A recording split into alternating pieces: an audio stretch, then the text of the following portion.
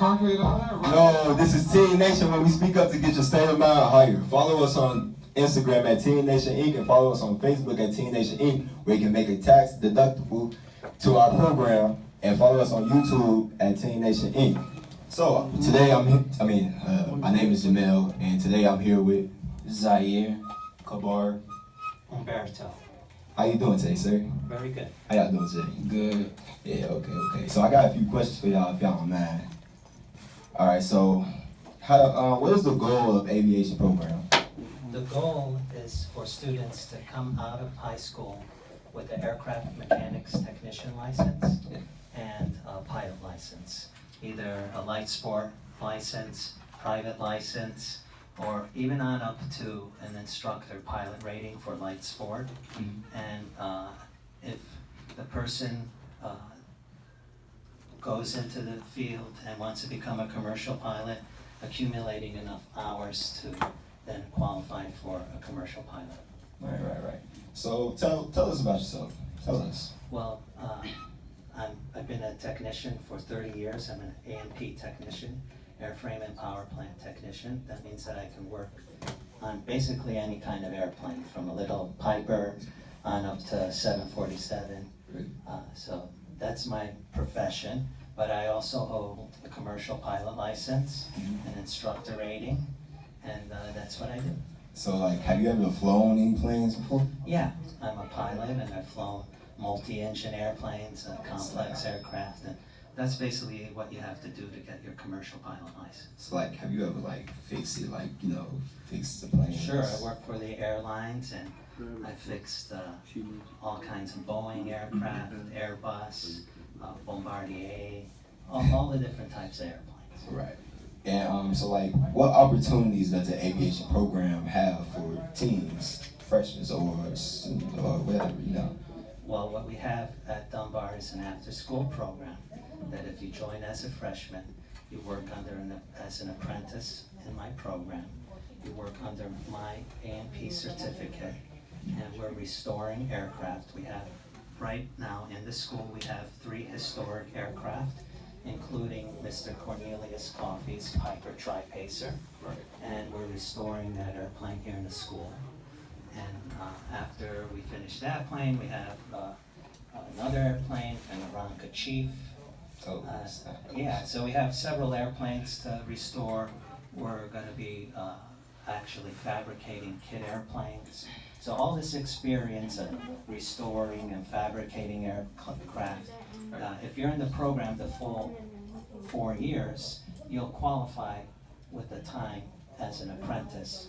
You have to come to summers as well as after school.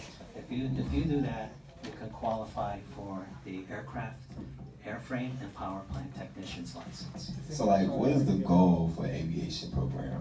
The goal? Yeah, what's the goal for the goal is to have young students in high school start out in their freshman year, and by the time they're seniors and they reach for the mechanic, you have to be 18 years old, right?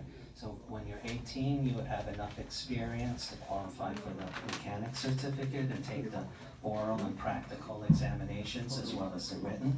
And for the pilot license, it's actually, believe it or not, easier, and you can get it at a much younger age. You can start with your glider pilot license at 16, and at 17 you can qualify, if you qualify to take the test, written, oral, and flight test, you can get your private pilot license at 17 and then start working your way up to your other licenses. Well, that's a lot. That's a lot. It's a lot, but it's doable, and if you're committed, you can do it. Right. And so what college did you go to, sir? I went to a college in Miami, Florida. It's calld the Miami-Dade Community College, and they had an aviation program there, and that's where I got my pilot licenses. But my aircraft mechanics license I got while I was in high school. I went to a school called George T. Baker. It was a vocational school, just like Dunbar, vocational. And in that school, I got my mechanics certificate. So, and that took longer to get than the pilot license. Okay. So what are the requirements to get involved with the aviation program? Well, the requirements are that you're committed, right, and you like aviation and are willing to put 4 years of hard work working on airplanes and coming every day after school and committing your summers to it as well. And if you have all that commitment, there's a very good chance that you'll be able to leave school with these licenses. Okay. So like, can you like get your license at like a young age, your pilot license? Yeah. So that's what I was explaining before. Right. At 16, right? Mhm. You can get your glider pilot rating. Right. And you can get a motor glider rating, which is basically an airplane that has capabilities that a glider does. Gotcha. And so you can fly a glider at 16. At 17, you can take your private pilot exam or your light sport. Right. Yeah. Okay. So cool. before you leave high school, Right. you can be a pilot, right? Yeah. And if you have a light sport pilot license or private pilot license, and you have 100 hours of experience, right? You can then instruct light sport. So you can actually be a flight instructor before you even leave high school. Okay. Well, thank you for the information. I really appreciate it though. So I'm here with I forgot y'all names. I'm sorry. Zaire. Quebarie. Okay. Cool. I got a few questions for y'all if y'all don't mind. So like, how did you get into this awesome aviation program? Like, tell us something about it. Well, at first, when I first came at Dunbar, I didn't hear nothing about the program. And then, like, the second weekend of school, he had came into my 8th period, and he told us about the program, and then we had went down to his room, and then he was saying about the things that we're gonna come out of, and I just thought that was really cool, and I was like, oh yeah, I'm doing that, so. Can you like explain the question again? I said, I said, how did you get into this awesome program, the aviation program? It was like 3 or 4 weeks into the school season. Zaire had posted it on Snapchat, and I had asked him to like put me on with it. Yeah. And so then I started to like get more and more each day. Yeah, alright. So like, what are y'all goals when you finish the program? Actually, when I done with the program, get all my license, and I'm intending to like fly for private airlines. I want to fly for like the millionaires and stuff like that. And then once I make enough money, I get my own private airlines. Right, I'm gonna own it. So that's what I dream to do. I'm done with it. I want to get the license as well. Still want to have the dream of being in real estate and possibly being in pros. I want to fly for a commercial airline and like travel around. Yeah, stuff like that. Oh God, y'all be saying everything, G. Oh God, G. But yeah, so like, what jobs would y'all have in the aviation field, like, when y'all like finish it? Like, would y'all be like Mr. Rico, like, recruiting people, to the program? Well, yeah, I'm gonna try to get more people in. Like I got Q. That's the goal, was to be the Elite 8. Right now it's only 4. With LeBron, right? So, yeah, I'm gonna Just to make a comment on that, it's a big commitment, right? So you gotta commit every day after school and summer, so a lot of young people, especially if you're a freshman, you don't know if you wanna commit that much. So I am trying to set up a program for the maintenance that's a shorter program, and that's for the light sport repairman certificate, and that's a 120-hour program. And once you've taken that, you can work on airplanes, but you're limited to this certain category of plane called the light sport. So, but if you have that license and you work on those small planes, it's almost like the program that we're doing now, where it's an apprenticeship. Only in this instance, once you have that repairman certificate, if you work for 30 months and sign off aircraft, you can get the airframe and power plant certificate. So it's a way to get in a different level, but if you're committed, you can still make it to the airframe and power plant license. Hey, that sounds Yeah, I don't wanna make it too hard for, cause not everybody is as committed as Zaire or Q. Nah, I do know this one person. His name Davion Deuce. Oh, Davion, yeah, Yeah. well, I've known him, since I started coming to the school and setting up this program. But he's a senior now, and I'm trying to get this shorter program done before he leaves, that way. But even if I get it done after he leaves, he's welcome to come back and take that shorter program. That way he can do that. So have y'all ever flown on planes before, like any other planes? Yeah. Yes, I actually flew 2 planes actually. One last week and one like Almost 2 months. 2 months now. Yeah. So like, how was it like? Man, the first time I couldn't believe it. It was something really different that I thought I would have never done. And the second time, it was even better because we did some good maneuvers. I can't talk. But yeah, maneuvers. We was doing all types of stunts and stuff.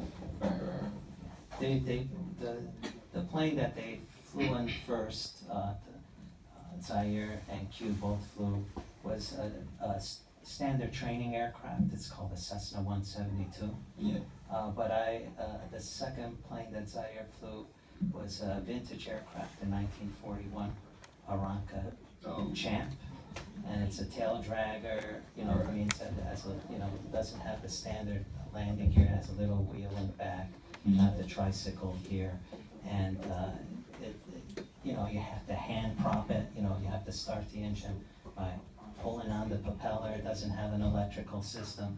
So it's quite a different experience than flying a standard training aircraft. Right. And so I think he had a good time, and the pilot did all kinds of, steep turns and stalls, stuff like that. Alright, so like, give us like an example of the typical day in the aviation program.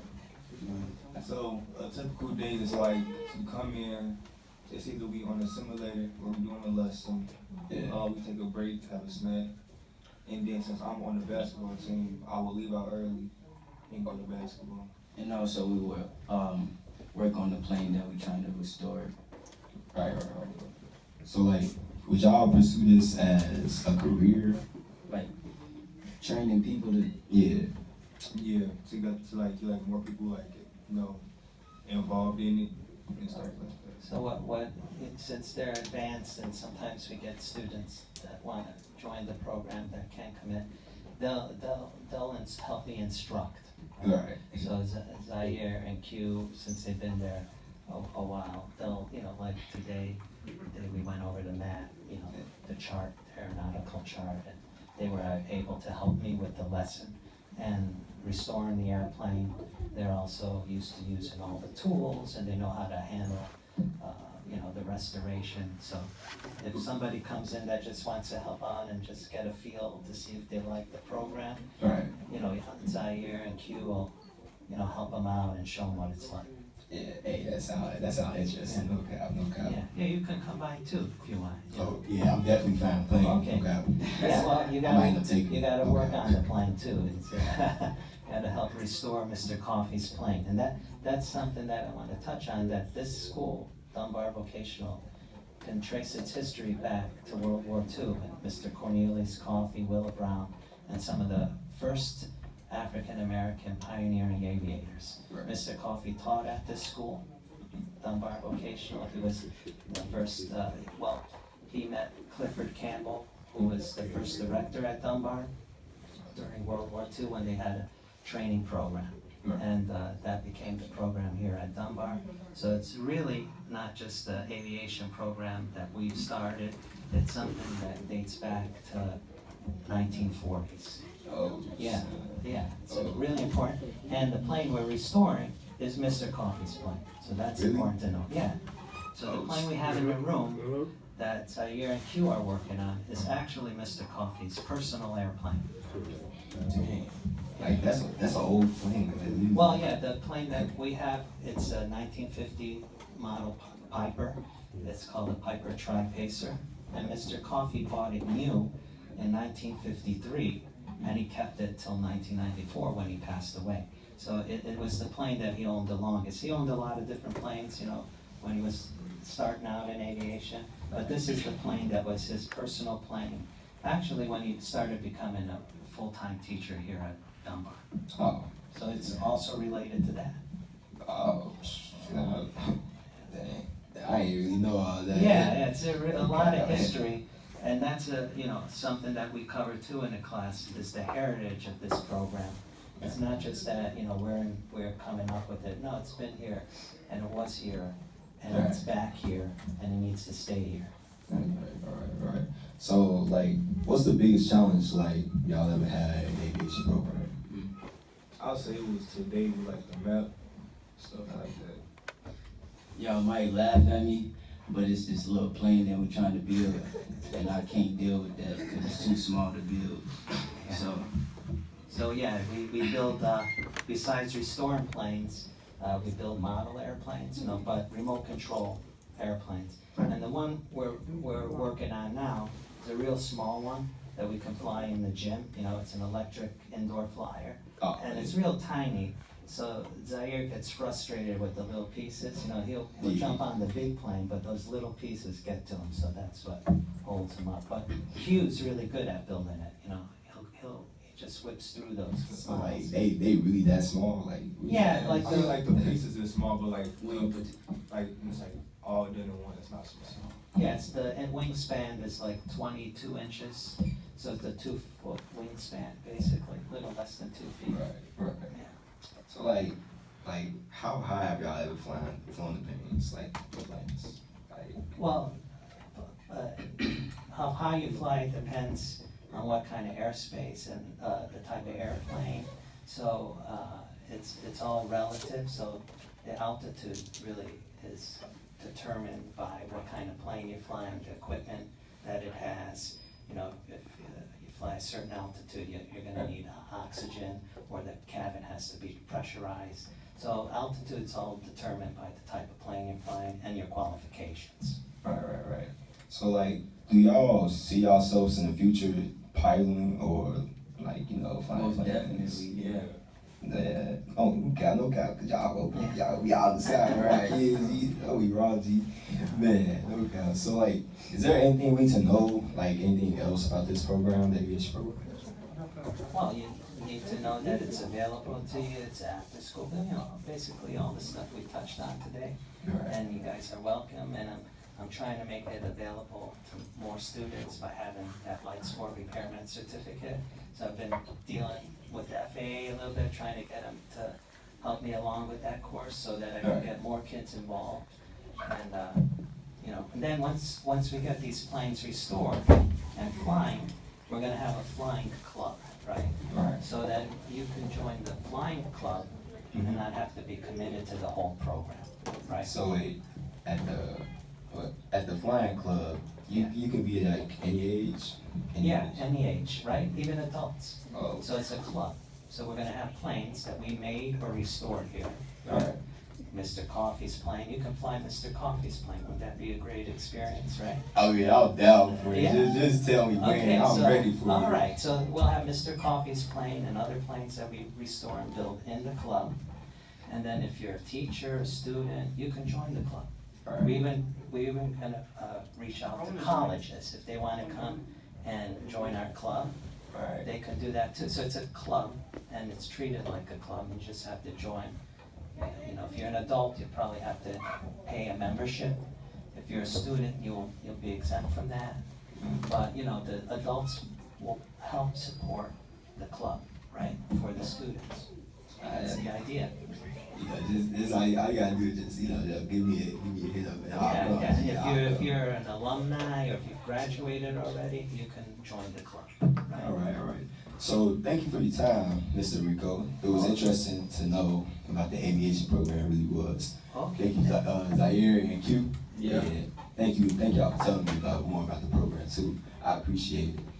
And this is it for now. So until next time, peace. All right. Yeah.